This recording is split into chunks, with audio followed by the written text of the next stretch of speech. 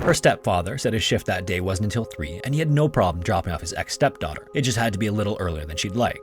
If anything, it was an excuse for the two to catch up. Caitlin was then driven to his house soon after. Her stepfather says he was happy to see Caitlin. She seemed totally normal to him as well. He asked about her plans and what she was be learning at school, and to him it didn't seem like anything was on her mind or weighing her down.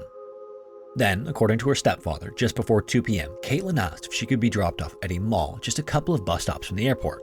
She wanted to kill some time before her flight at 5:40, so he dropped her off and then sent a text to her mom to let her know what was happening.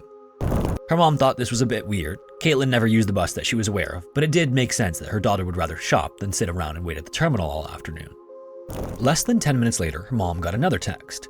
It was Caitlin this time, and the text said she was at the airport and her battery was low, so she wouldn't be able to text for a while. This was completely at odds with what Caitlin had told Amber hours before. Caitlin had sent another message to Amber that something had come up and she wasn't coming back Saturday. Caitlin also added that she wouldn't be able to text for a bit, but would let Amber know when another flight was booked. Amber was obviously alarmed by the message, though she didn't tell Caitlin's mom until sometime later because she didn't know her mom was getting conflicting messages. At 7:15 that evening, Caitlin's mom received 2 more messages from her daughter. The first said that she was staying with a friend, and the second was that she needed to be alone. By then, her mom was sure there was a problem. She knew her daughter well. Not only was she behaving erratically, but she never sent multiple messages unless she'd misspelled a word in the first. Her mom then tried to call her and it went straight to voicemail.